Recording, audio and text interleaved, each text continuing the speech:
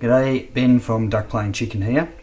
This will be the second and final video of the Wave Gatchaman God Phoenix. So in this video I'm going to be looking at the painting and of course the final assembly and decals, all that sort of thing. So to start off with the pieces, I've already primed everything. If I bring in this piece here, you can see that's sort of primed. And depending on what colour I was going to paint the piece, determined what primer I use. So for areas that are going to have red, I used Surfacer White, and also for the areas that I'm going to paint blue. So the last God Phoenix I painted the blue over the black. I just want to see what sort of difference I get if I paint it over white. For all the grey pieces, I used Surfacer Black, and of course these are all SMS paints, which are acrylic lacquers. Now if we look at the paint call out, it's a pretty simple colour palette, and I think they've tried to sort of keep fairly close to the anime as far as the limited palette. So I've done the same thing. I've stuck to a fairly limited palette, but I have sort of changed things around. They've got basically 3 different types of grey, and then of course they've got black and a metallic.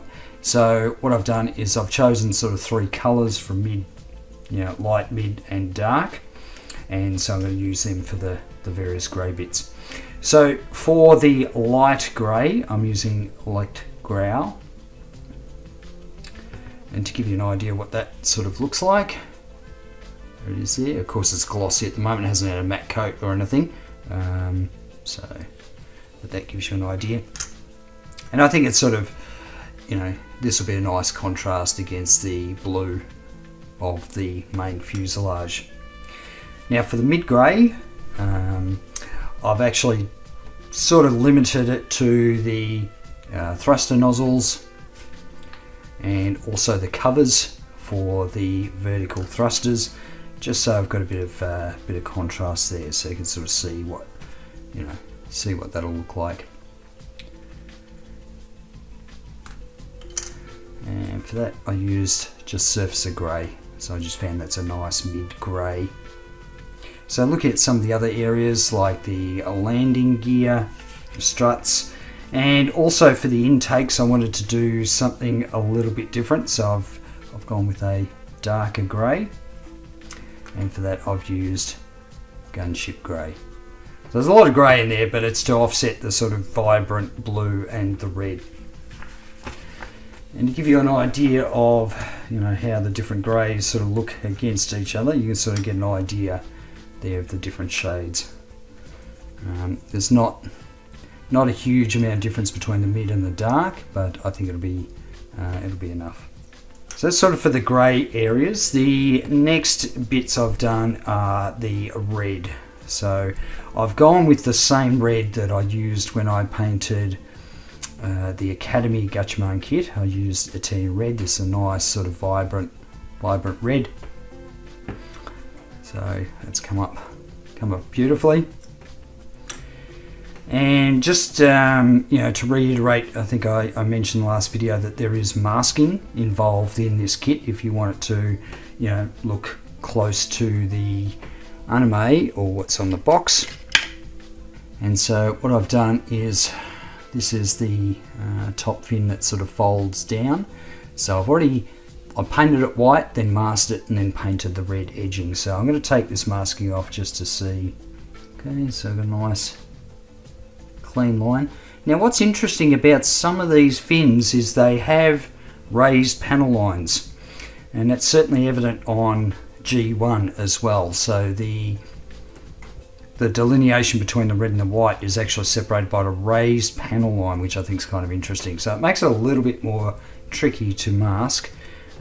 It's not a massive deal. I mean, all the panel lines on the main God Phoenix are, of course, they're not raised panel lines, so it's not an issue.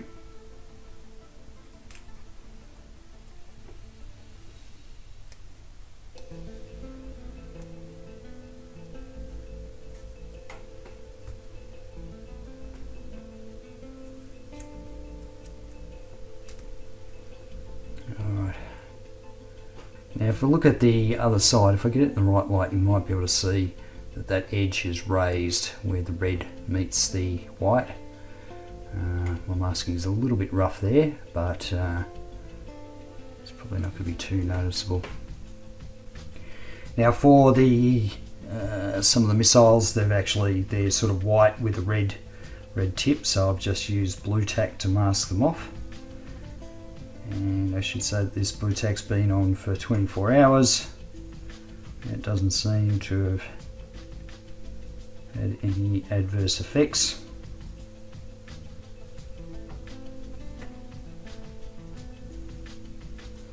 And I just find that a bit easier than doing it with tape. And of course this is sort of going to be hidden a little bit within the missile launcher assembly. So just to give you an example of how I go about masking these things, of course where you have panel lines and it's quite straightforward as to where the color separation has to happen, it does make it a lot easier. So the masking on this kit, the only tricky bit is really the G1s, these flyers. They're definitely the hardest to mask. But most of the elements on the God Phoenix itself are pretty straightforward. So I'm just going to show you how I go about that. And of course this leading edge on the wing here, this is where we want that red and the rest will be blue. I'll just use Tamiya masking tape. Get it all lined up. I'll have it sort of going over the area completely where I want it to, where I want to mask. And then I'll use a toothpick just to sort of burnish it down.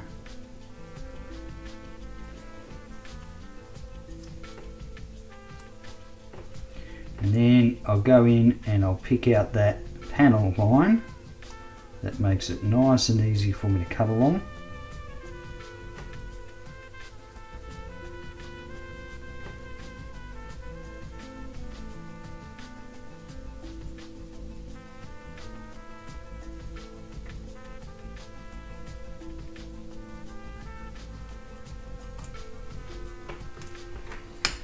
Make sure you've got a brand new blade in your hobby knife.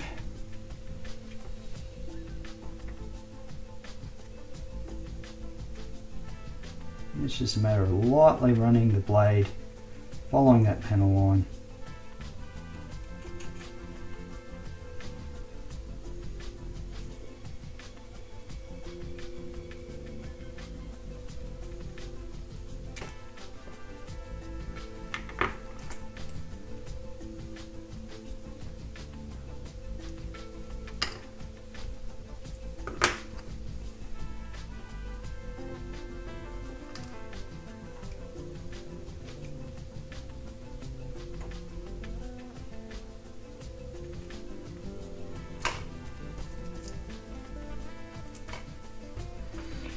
Once I've done that, I will burnish it down even further with a toothpick.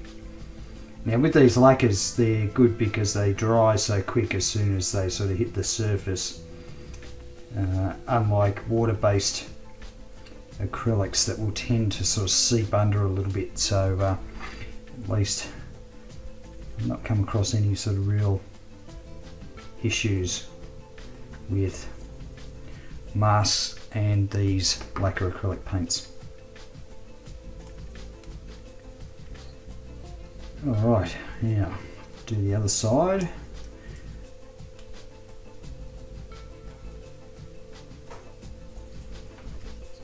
The same thing, burnish it down, find that panel line edge that you want to cut along.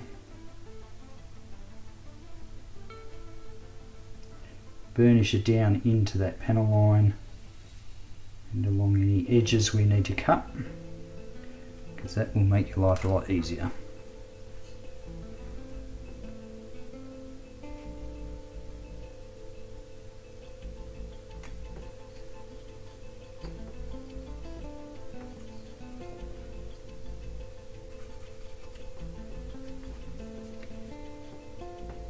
it doesn't matter too much up this end,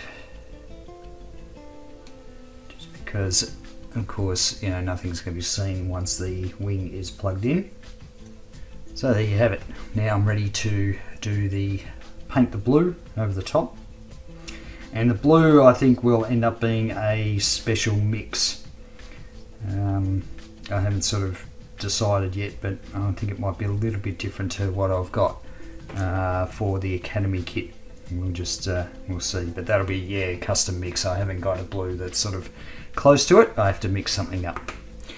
That's just the basics of sort of how I do the masking and the most of the color selection I'm using. So the next thing will be, the next time I come back and show you progress, will be when I've painted the blue, and I can talk about the blue mix that I use then. I've painted all the blue parts of the God Phoenix, and I used a mix of two blues to get the color that I wanted. It's not quite spot on, and I think it'll probably darken up a little bit once it gets a matte coat on it, so it'll be fine. It's close to what I did on the previous God Phoenix, but I probably should have gone a little bit lighter. But in case you're interested, what I used was 2/3 SMS Premium Blue and 1/3 Bright Blue, just to sort of lighten it up. So that was the colour I used for the blue, and I've got the masking on there from the red, which I've done previously, so I'm going to take that off in a minute. But before I do, I want to talk about the bike and the buggy. So I've used two slightly different yellows for these vehicles. So for the buggy I've used, it's called Trainer Yellow, and it's a bit more of a warm sort of yellow, close to an orange, and it's a nice offset from the bright yellow for the bike, which is SMS Yellow. So this is sort of a bit more of a cooler yellow. And with the previous version I did, the Academy kit, I probably went too orange with the buggy, but if you have a look, picture here, it's sort of it's sort of a warm yellow, and then there's an orange detail part on it. So that detail I'll be painting by hand, of course, in the tracks as well. The details on the bike. I also used the cooler yellow for the yellow parts on the race car, and where we can see the windscreen, so there's yellow here and then there's blue on the bike, I'll actually be doing both of those black, so I think that'll probably just look a little bit better. So that's kind of those the detail vehicles base coat down, ready to do some detail painting by hand. And if we have a look at just how this masking went, I'm curious. I haven't unmasked any of it yet, so I'm kind of curious to see how it actually came up.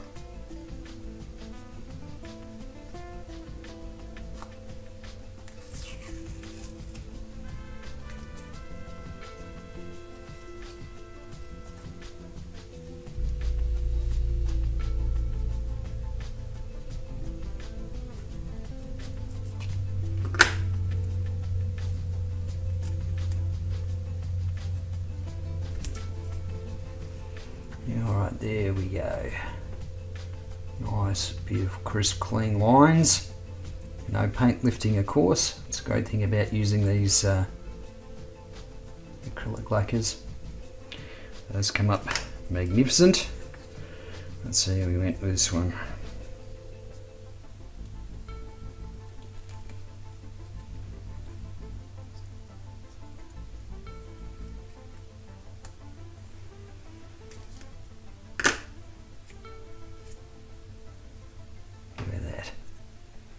Beautiful clean line. Fantastic. So really the only thing I've sort of got to do now is the detail painting. I've been working on the detail painting of the small vehicles, and you can sort of see it's pretty rough. I'm certainly not very good at hand painting at this sort of scale, especially with clean lines. So I'll start with this particular vehicle, a race car, and the light blue, I did a mix of bright blue and white, the SMS paints. So I did the yellow first and then masked that off for the front bits, then painted the light blue, and then everything else has been hand painted. So for the red, I've just used Vallejo Mecha Color SZ Red. For the black, for all the tyres and everything that I've done, I've used Ultimate Primer Gloss Black. Doesn't matter the fact that it's gloss, I'll be matte coating it anyway. But this is the same as Badger Stynylrez or Ammo One Shot. So it's just got good coverage. It hand paints reasonably well. For the dark blue, I used again another Mecha Color Electric Blue. And I think that's it for that particular vehicle.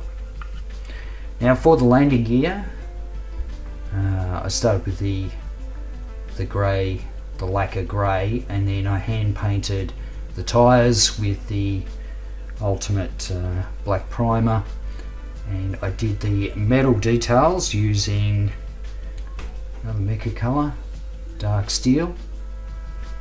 And for the little buggy, you can see the black that I've done again with the Ultimate Primer. For the orange, I used Mecha Color 69007 Orange.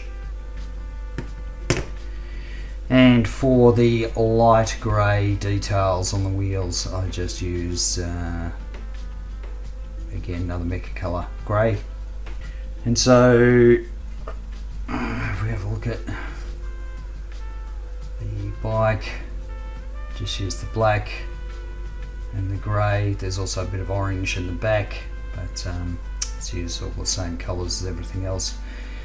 So these are nearly ready to go. I've got a bit of clean up to do. They are a bit rough, so what I'll do is I'll use a toothpick with just get a bit of water on the end of it and clean up the edges. Because I'm using water-based acrylics over lacquer, it tends to not affect the lacquer underneath, so I can sort of scratch away very gently at any areas where I've gone outside the lines.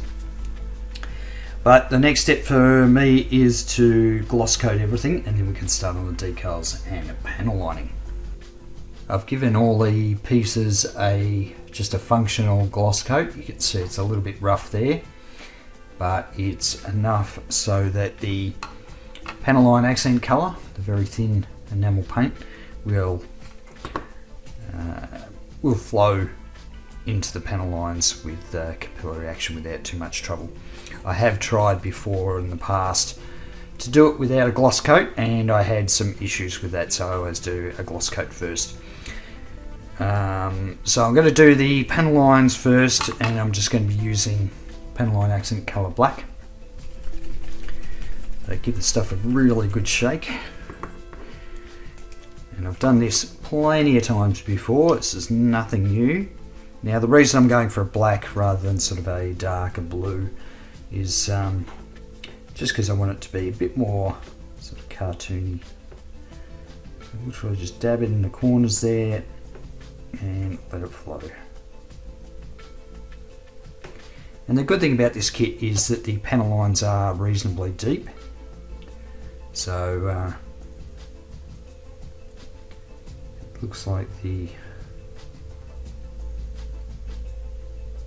like it's flowing through really nicely. And of course all those areas where you can see that I've dabbed it in the corners, I'll be able to clean that up once it's dried.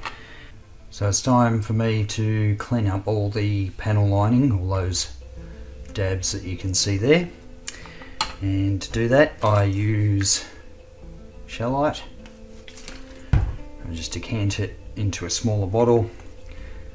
Get some cotton buds to wet the cotton bud. I tend to just dab off the excess on a bit of paper towel, and then simply just rub across the panel line. You don't need to rub too hard, you just let the Shellite, or if you're using enamel thinner, just let that do the work for you.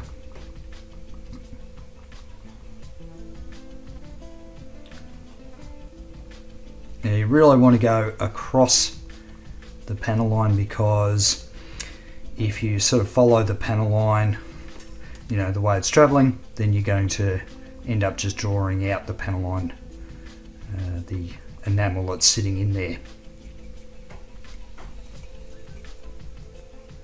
Now I've left this to dry for a good part of a day, and I tend to find that's good for me when I do the cleanup, because if you put the panel line in and then try to clean it straight away, you'll tend to find that a lot of the panel line will end up just sort of coming out. It'll get, you know, picked up by the cleaning agent you're using. So by letting it dry for a little bit, it just means that when you're rubbing against the surface there, I tend to find that the enamel paint sticks in the panel line a lot better. It just makes the cleanup a lot more straightforward. Okay, so if we compare, you know, you can sort of see over on this side there's sort of dots everywhere. This side is looking a lot cleaner.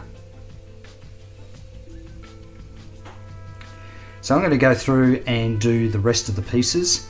I will let them dry for a bit and then have another look over to make sure I haven't missed any spots. And then I'll come back and we'll go through the decals. Time for decals. Now this kit comes with a very small sheet of decals. I've cut the sort of two larger ones off, but that's pretty much it. Most of them are going to be these tiny fiddly ones that go onto the other vehicles. So I'm going to be doing them off camera, but I'm going to show you a trick in a minute for dealing with those. But for now I'm going to just quickly do the ones on the wings. And what's interesting is they've got one on the top of the wing here, and then one underneath on the other side. So I just need to make sure I've got my orientation correct. And I've had these decals here soaking for a little bit, so they should be nice and loose. So just wick off the excess water. Actually, before I do that, I'm going to put down some Microset. Now I'm going to be using Microset here because there's some pretty deep panel lines that I suspect this decal is going to go over, so I just want to make sure I do everything I can to ensure that the decal sort of beds down into all those nooks and crannies.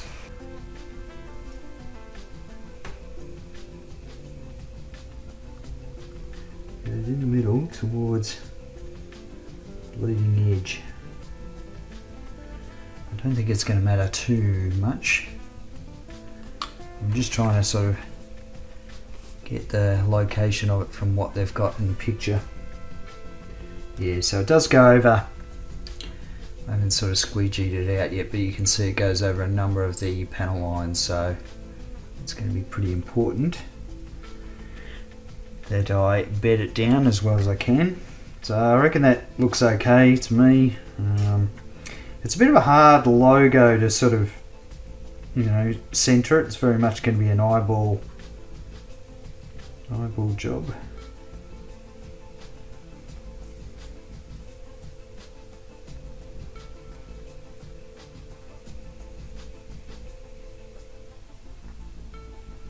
Now it looks like these decals are reasonably thick, so it might take, because if we look, you can see that carrier film there, and that looks reasonably thick to me, so it might take a few sort of shots of Microsol to knock that back a bit, because that is going to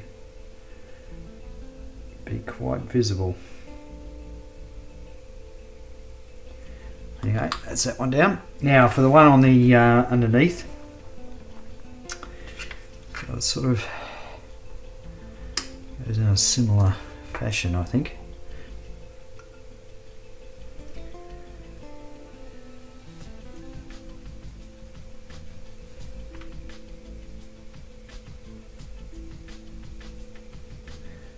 So I'm just going to sort of try and eyeball it a bit.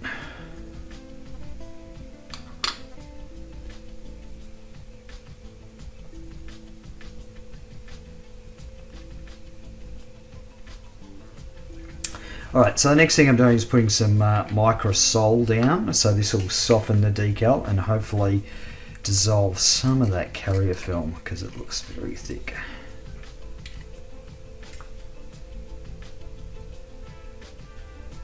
So I'm getting lots on the actual surface of the decal and also trying to get just outside the edge so it sort of wicks under a little bit.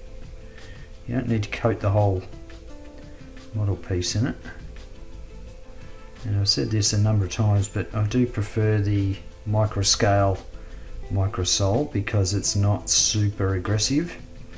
So it might take a couple of coats before it does do what you want it to do as far as the level at which it softens the decal. But of course you can always apply multiple coats. Alright, so the next sort of decal I'm going to do is for one of the small vehicles. So as you can imagine, this thing is tiny. So in order to put a decal on it, of course, it's going to slide around all over the place. So what I do is use a bit of blue tack or a bit of sticky tack, whatever your preferred brand is. And I will use that just to, and it doesn't have to be, you know, put in there really hard. It just needs to be able to hold it in place while you maneuver a decal around. And so once I've got that sort of set up, I'll of course cut out the decals and repeat the process I just showed you. But it's a good trick for small bits that sort of move around on your workspace, just to, you know, hold it in place. Of course you can do it if you've got it on a clip or what have you, but I tend to find this good because I've got a lot of flexibility about the angle that I can set it up on and that sort of thing. Alright, so I'm going to finish off the decals. The next bit will be a flat coat over the whole lot of it, all the pieces, and then final assembly.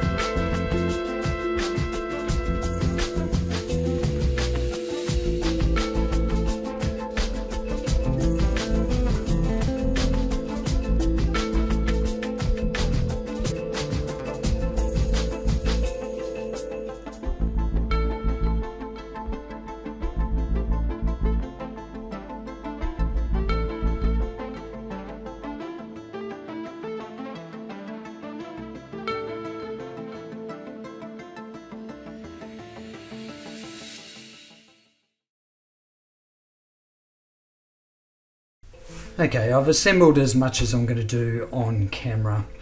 I'm going to set this up for photography where I can show you where the missiles, missile pods are sort of armed, and also the little vehicle deployment devices. So I'll show you what that all looks like in the glamour shots coming up. But first of all, I just wanted to show you, I had a few issues here where there was actually a bit of a seam that sort of ran, there was a bit of a gap that ran along the bottoms here. So I've just sort of clamped it together with tape, and you can see that I've put some glue in there. So I'm just hoping that sort of holds it together and keeps that gap from sort of coming back. As far as the build goes itself, I have had a lot of fun building this kit. There are some issues with certainly me brush painting the vehicles, and also I had a bit of a issue with the decals. So on the bike there's actually a red sort of arrow stripe that's supposed to go down there. I had all sorts of issues with those decals, so I ended up not using them. There is a bit of masking with this kit, and mainly it's sort of on the wing areas, a little bit on the nose, and the rest of it sort of on the vehicles.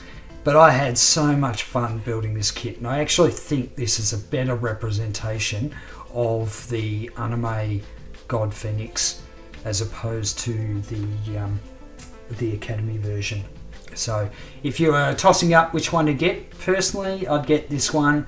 It's cheaper, it looks a bit better, I think. It doesn't have the lighting gimmicks and some of the other things. It's certainly not as big as the Academy one, but I think I actually prefer this kit. So overall, really good fun to build, beautiful quality kit, no sort of fit issues or anything like that.